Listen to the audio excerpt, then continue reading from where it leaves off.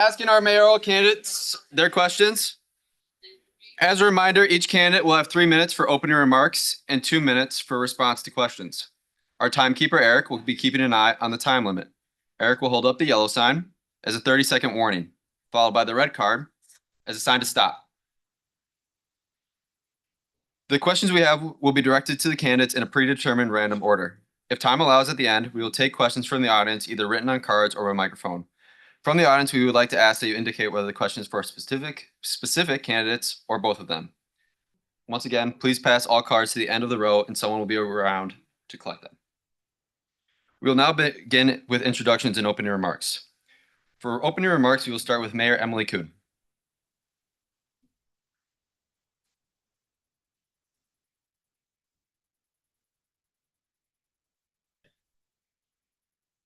Thank you, everyone. I really appreciate everyone coming out tonight and supporting democracy, making sure that we're having a good dialogue on the issues at hand here in 2026.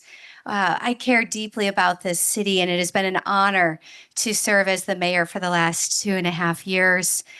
We've seen so many things from the federal level when ARPA funds were coming through, and we got to do interesting projects like the NOAA project when we were investing environmental technology into local housing. It was 2 to 4 and 6 unit housing, and making sure utilities are good for those folks for the time to come, for the next 5-10 years.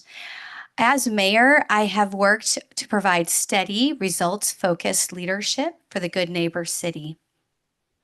I have over 20 years managing multi-million-dollar federal budgets and leading teams of over 200 people.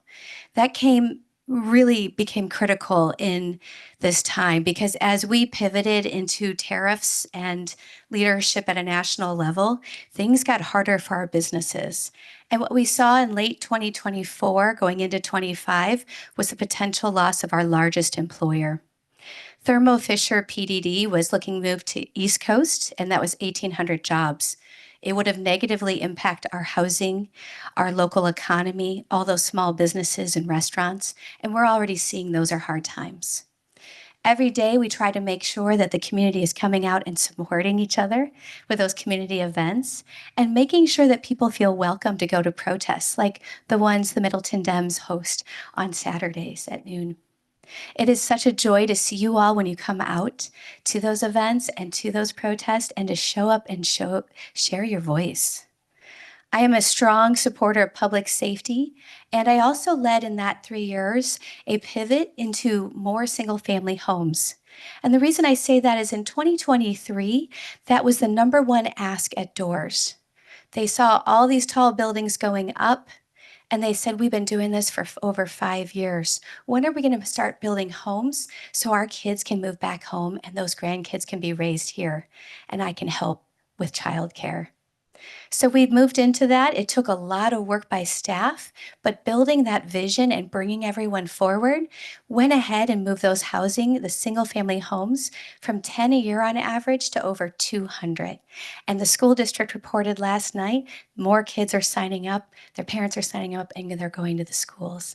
And that will be the long-term joy here in the city of Middleton. Thank you, Emily.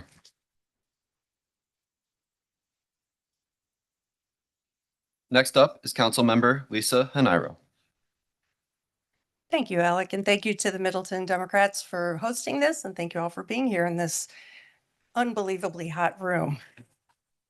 So I'm Lisa Hanairo, and I'm running to be Middleton's next mayor.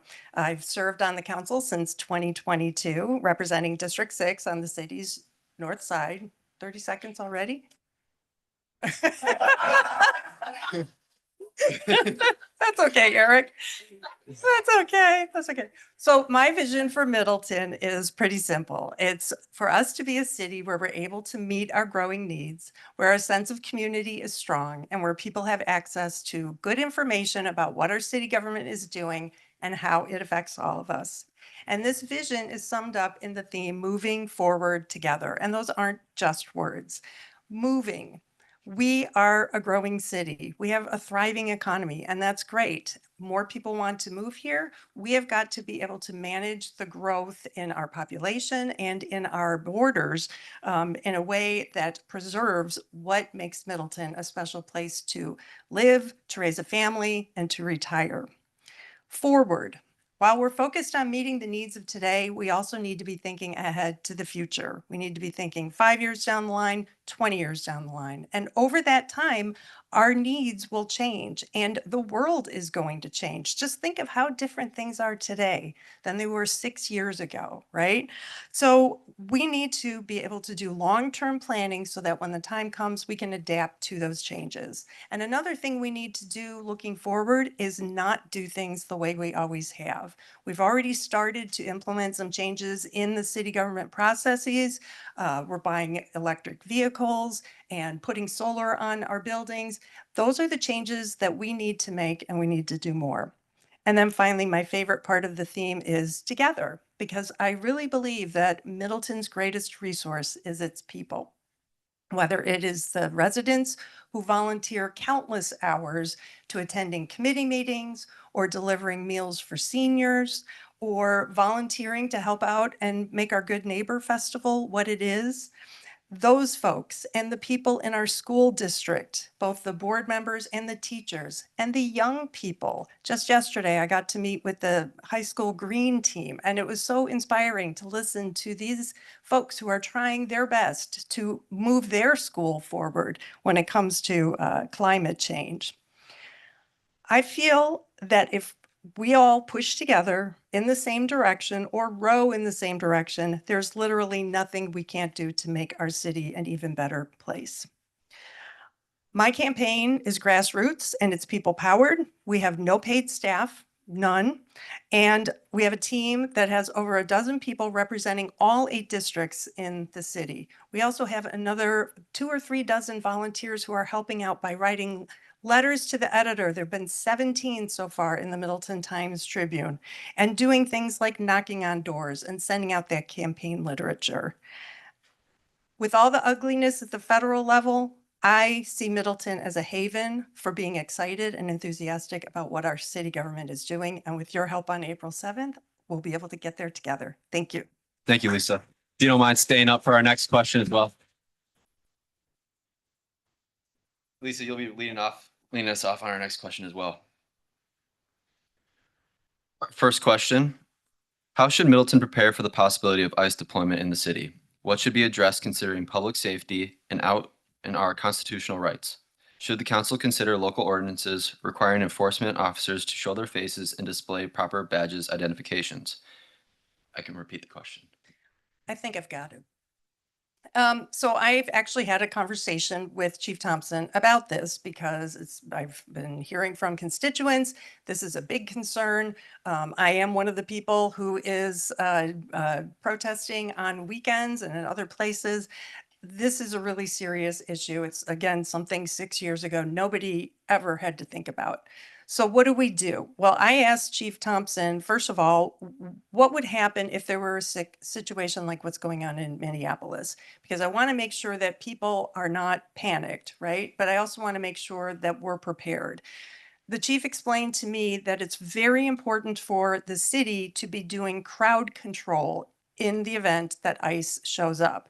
And that's important because, as we saw when Alex Preddy was murdered, there was no police presence preserving that site. And so evidence collection did not take place the way it should have. For that reason, the chief wants it to be known that if ICE comes, you may see Middleton police officers there, but their role is crowd control and making sure that Middleton residents are kept safe. The other thing I asked him to do, and this goes back to my career, I'm retired now, but in my career, I worked on radioactive waste transportation with the federal government and state governments. And one of the things that people do in emergency planning is they do tabletop exercises. They do full-blown exercises too, but a tabletop is where you sit together and you go through a scenario and you figure out who's going to do what. This happens, ICE comes, what are the next 10 things that happen how do we communicate with people about what's happening? Whose job is it to do that communication? And how do we make sure elected officials are able to respond to their constituents when we get those inquiries? So I hope we'll be able to do that. And as for the ordinance, I'm open to all ideas that would be protective of our people. Thank you, Lisa.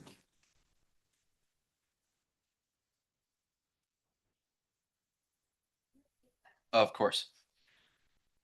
How should Middleton prepare for the possibility of ICE deployment in the city? What should be addressed considering public safety and our constitutional rights? Should the council consider local ordinances requiring enforcement officers to show their faces and to display proper badges or identifications? I can repeat the question if needed. Okay. I appreciate that. I'm good.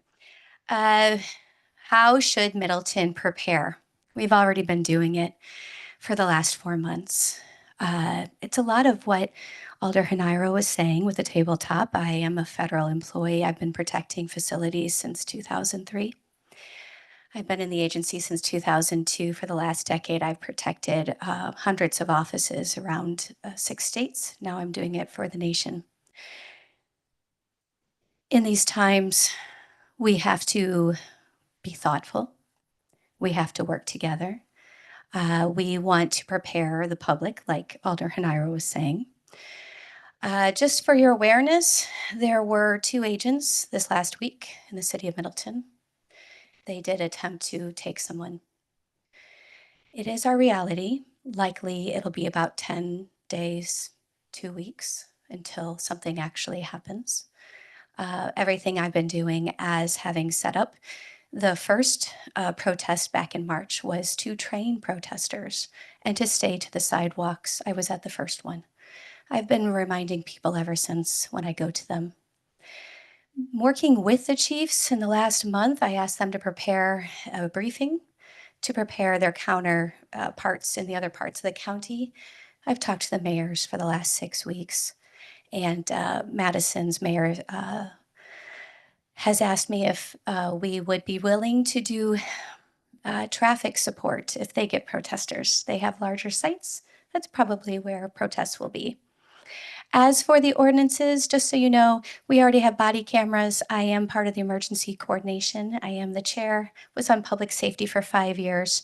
They should show their badges here in the city, and we have talked about that. And recently I met with FOSES, and I talked to them all about these things and how we're preparing.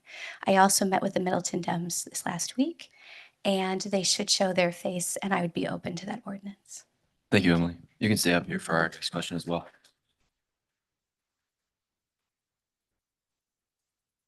Question 2.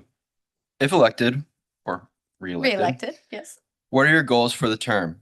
And given the weak mayor, strong city council form of government in Middleton, how would you achieve these goals? What qualities or skills do you bring to the job to help reach these goals? Okay, so it was, can you repeat the first part? Of course. If re-elected, what are your goals for the term? And given the weak mayor, strong city council form of government in Middleton, how would you achieve these goals? Great. I am going to be working on jobs and housing to continue the economic boom that we are having and keeping it robust. I'm going to make sure those houses continue to be built. I've been streamlining processes, especially for permits and having developers find best practices, working with staff, retraining, getting them to think differently, coming together. So I'm going to continue doing that. I've also been working on the environment, including an ag bill addition for Graber Pond, because being hit by the 2018 flood in District 4 when I was a city councilwoman so heavily, we're working uphill to ensure stormwater happens, not just at the bottom of the hill. Another thing that we've been working on is public safety, as I talked about in that last question. Now, part of what I do is do it routinely, like a drum beat, so that everything is quiet and nice. And when we do have bubbles up, we work with them.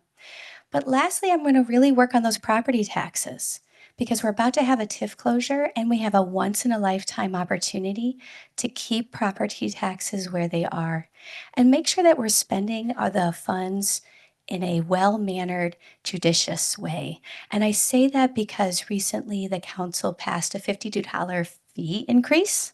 And the problem with that is our pensioners only got $40 to $60 from Social Security for an increase, and it just got usurped by that property tax or that property fee. And when we do that for a lifetime, when we simply could have held and waited a year to spend that money, and the TIF money would have covered that, we need to start acting differently. We need to think about the people at doors who tell us they can't afford to live here. Thank you. Thank you, Emily.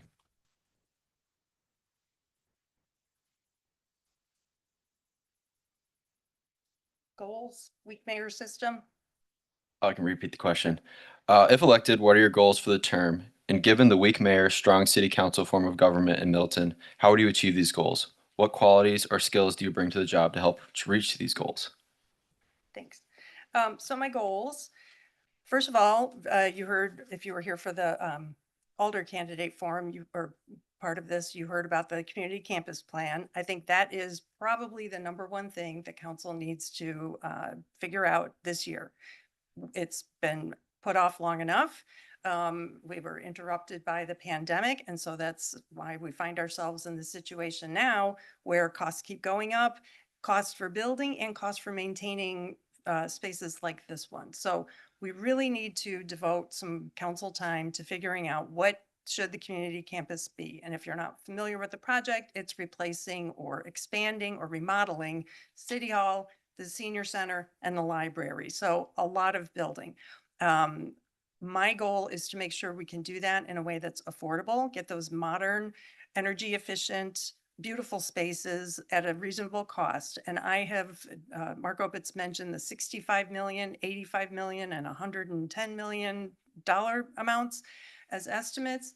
I am active with other municipalities. I have toured facilities like the Village of Windsor's municipal building, which is a $15 million facility that is beautiful. It is very secure. They have beautiful council chambers, big enough to fit more people than we have in this room right now.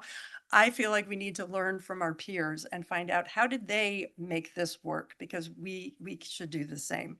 The other thing is our housing action plan. This is a project that's been going on for a couple of years. Mayor Kuhn mentioned it's actually the TID that's closing, the tax incremental district, not the financing. The TID is closing, and so we'll have around $10 million that we can devote to affordable housing in some way. I've the only elected official who's been part of the team that researched and wrote this plan. It will be coming to the council on April 7th, same day as election day. And that implementation is going to be a big part of my first term. Thank you, Lisa. You can stay up here for the last predetermined question.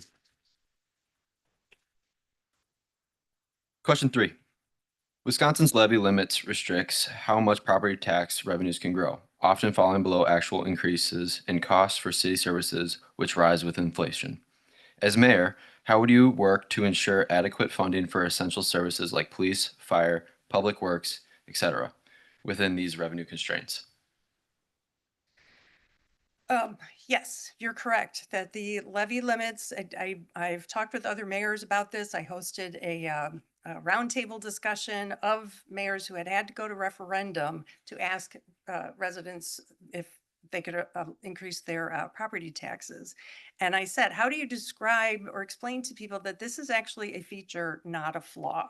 That the Republican legislature set this up so that we can only increase our taxes by our net new construction. I won't go into details about what that is, but suffice it to say, net new construction is in almost every municipality in Wisconsin, far less than the inflationary increases we see every year.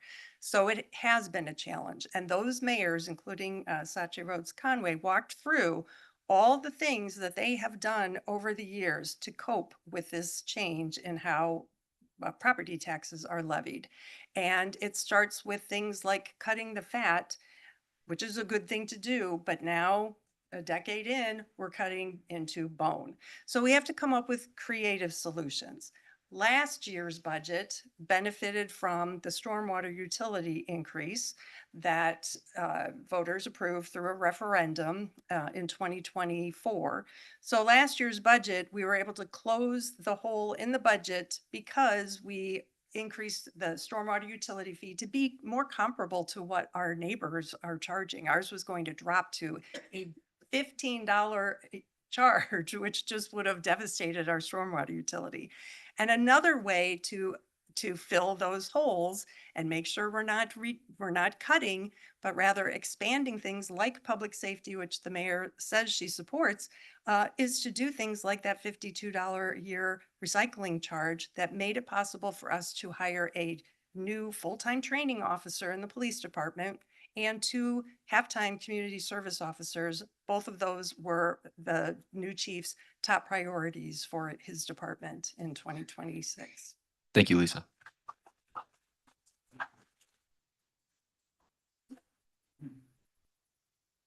Wisconsin's levy limit restricts how much property tax revenues can grow, often falling below actual increases in costs for city services, which rise with inflation.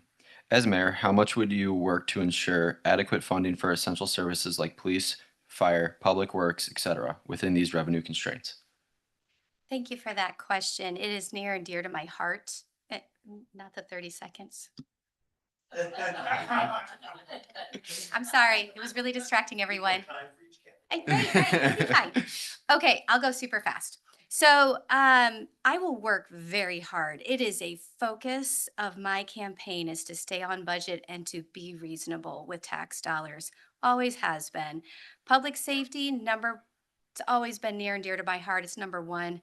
I served on public safety for 5 years. I know all of the technology they're asking for, the new vests when they need a new car. How are they going to operate under these circumstances? Public works, when I started in the city as a city councilwoman, I had potholes that were bigger than my baby stroller. She would fall into the pothole in her stroller. That's what I did in working on in District 4. But what I found out over time was that we were actually using debt to fix the roads. That means we're paying for that long term. And that's something we need to be changing. Now, in part of that, I want you to know that that TID closure is going to actually give you an operational increase of taxes of 1.5 million. So although other municipalities are still cutting, because of what our forefathers did 20, 30 years ago, we actually have a breathing room probably for a good 4 years, and we will be able to keep up that pace. And as we grow and bring those houses in, we can get that extra police officer. We can get more equipment. We can look at getting a new fire truck and things like that. Thank you. As for public works, we need to be paying for that in real time, but I do note that we're about to pay off the fire station, the police station, and the mock over the next 3, 5, 7 years. And that is how you start to work your budget, is you follow the forefathers. Thank you. Thank you, Emily.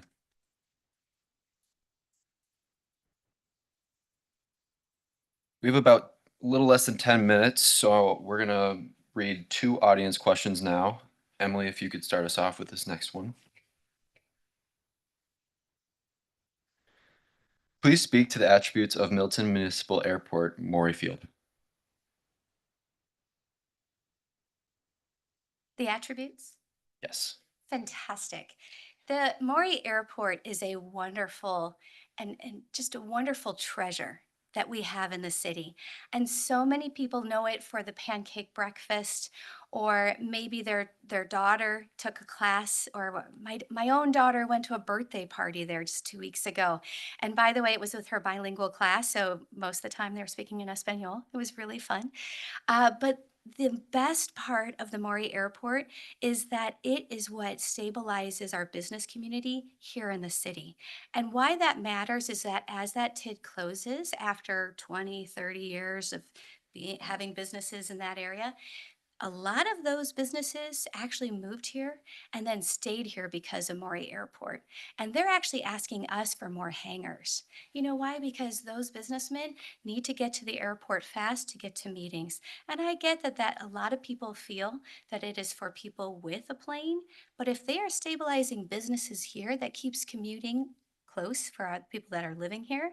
And also it gives opportunity for our students and for young people to take classes on how to be a pilot and then be the feeder system for that long-term careers. It is such a wonderful thing, especially when I'm looking out at the audience and I do see trainers in the room. Alder Lorman teaches young people how to fly, and then he can bring that information to council. You know, there's so many economic benefits, and as I learn more, it's one of those things that has stabilized, but also it's been here since World War II. It has been a cherished part of the community, and it anchors us and it keeps us to our history. So thank you. Thank you, Emily.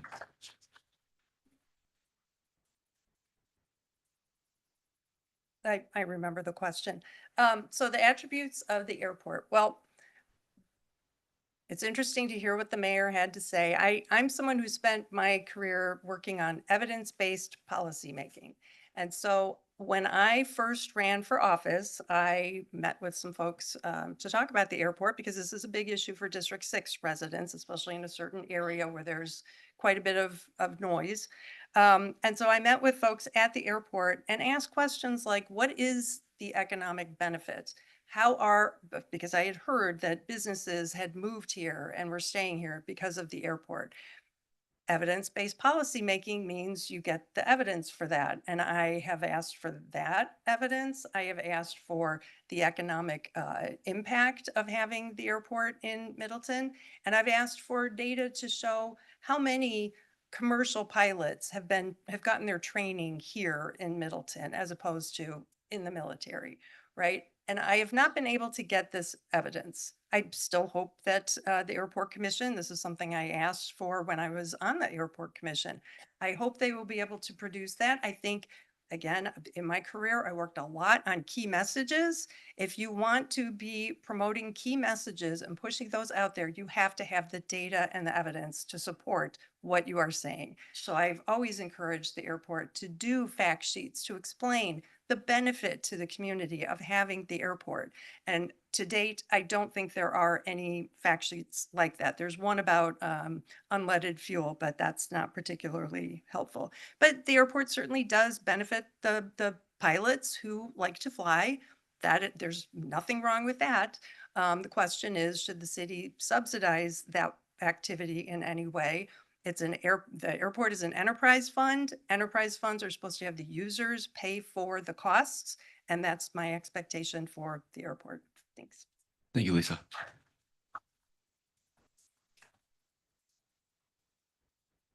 Looks like we have time for one more question. Lisa, we'll start with you.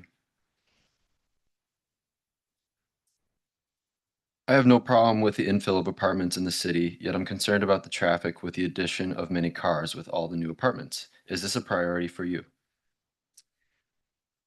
Is traffic a priority? Yes? Yeah, I think I get it. Okay. That's my understanding. Yes, traffic is a huge concern. I represent District 6. I don't know if anybody has driven north on Pheasant Branch Road or High Road to the city limits, but you can see all the sprawl that's going in, right? All of those people will have to use a car to get wherever they want to go because there's nothing there that's walkable. The bus is not walkable. So traffic is going to be a problem, a worse problem if we allow sprawl to continue. I was talking with a future constituent at Prairie Cafe, and he said, "I'll take tall over sprawl any day." And I said, that's a good way to think of it. So it's a priority for me to figure out how do we put development where we either have existing bus routes or where we can have them. I believe District 6, because of all the population going in, I think we will be able to justify having another bus route that goes up into that area to collect people and get them to Madison or Points West.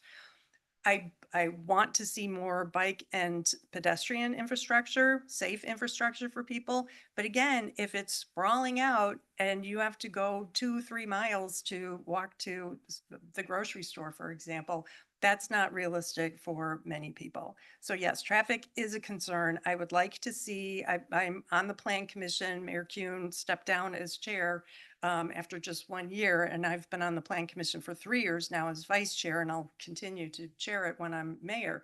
But I would like to see us actually create transit-oriented development as an overlay, so that in certain areas, like along University, like along Century, Parmenter, where we have bus routes, there are special incentives to get those infill developments in those areas. Thanks. Thank you, Lisa. Yeah, it's okay. I got this question a lot. As the alder in District 4, we were getting a lot of development in my, third, fourth year. And when I became mayor, I started asking different questions because it was part of that streamlining of processes, trying to make sure we're getting things moving. Because remember, we are still building apartments, but we're trying to build houses because that was the number one ask in 2023 at all the doors. I knocked over 1,200. I remember it was a lot of doors. Anyways, the question that I started asking was, why is it that every time we do a traffic study, it answers with no impact, and yet we spend tens of thousands of dollars on every one of these? Because people feel like there's an impact. And the one thing I've tracked down is that we use a service that's out of a larger metro area. It's either Minneapolis or Chicago. The staff is still debating. But here's the thing. If you ask someone from Chicago if one building will make a difference, they're going to say no every time. It's just how Chicago is. Here in Middleton, a tall building will have impact. And part of this is training the staff differently. Because if they keep relying on the same things and keep getting the same outcome, and yet the people are saying things over here, it's kind of like what the council was saying in the last hour. We need to listen to the people. So, is traffic a priority for me? Absolutely. Can we make it better? Absolutely. And it starts with by asking different questions and then making that long-term plan. And I want to say that Allen has 20,000 cars a day. So when you think about it, when they ask that question, the reason is that they're looking at that number rather than what is my commute time and how much is 150 cars being added going to change. So it's a different question. Thank you both for answering our questions this evening. I'll now hand the mic back over to Mark. That's it, I guess. So I want to thank Alec Finger for moderating.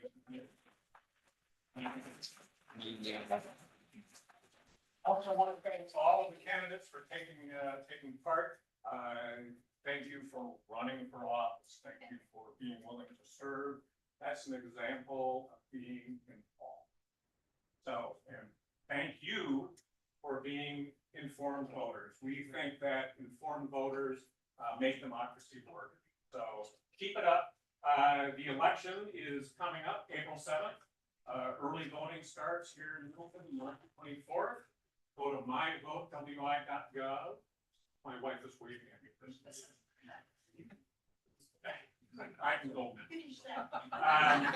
So go to myvotewi.gov to check your voter registration, request an absentee ballot, find your polling location, see your ballot, and lots of other voting information. Did I miss something, Sharon? Oh, some literature. Candidate literature on the table up there if you wish to take it home. And apparently this has been live streamed, so you're all now famous. And if you go on, yeah, we didn't know about that until I walked in here, that it was being live streamed. But it will also be on the city's YouTube channel. So you can watch it back again. Thank you all.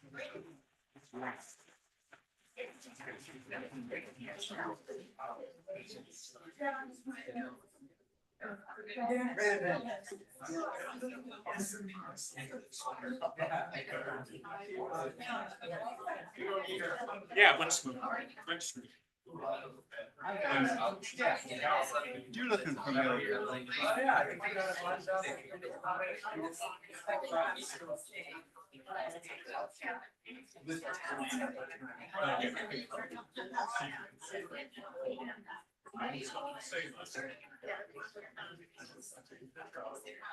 Yeah, thanks for putting that together.